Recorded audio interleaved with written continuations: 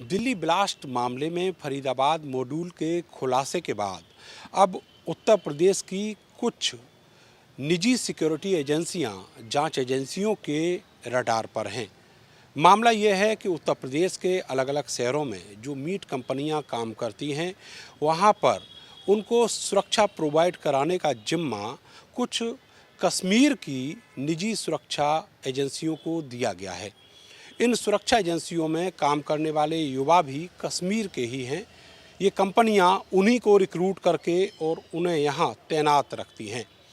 इस कंपनी में एक बड़ा नाम आया है जाफरान सिक्योरिटी सर्विस का, जिसका एक ऑफिस सोहराब गेट मेरठ में बताया गया है। इसके अलावा और भी कश्मीरी मूल की निजी सुरक्षा एजेंसियां हैं जो इस तरह का काम कर रही हैं।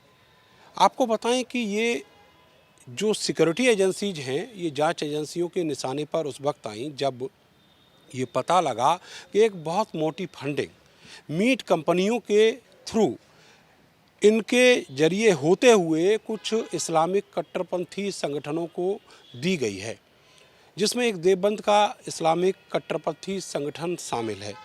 इसके अलावा और भी देश में ऐसे संगठन हैं जिनको ये पैसा फंड किया गया है। ये कंपनियां मेरठ के अलावा बरेली में काम कर रही हैं। 2 कंपनियां बरेली की हैं और एक मीट कंपनी आगरा की है, एक मीट कंपनी उन्नाव की है। यूपी एटीएस अब इस पूरे मामले में विस्तृत तौर पर जांच कर रही है। ये मामला उस वक्त प्रकाश में आया जब आयकर विभाग ने इन मीट कंपनियों के ऊपर छापेमारी की और ये पाया कि यहाँ काम करने वाली जो सिक्योरिटी एजेंसियाँ हैं वो कश्मीर के पते पर रजिस्टर्ड हैं, जिनमें पुंछ और राजौरी ज़िले मुख्यतः हैं।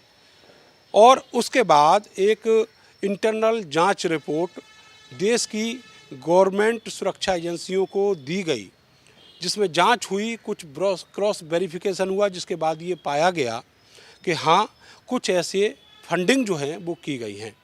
अब ये मीट कंपनियां और जो यहाँ पर काम करने वाली निजी सुरक्षा एजेंसी है वो यूपी एटीएस के रडार पर है और उनके खिलाफ एक जो जांच है वो शुरू की गई है।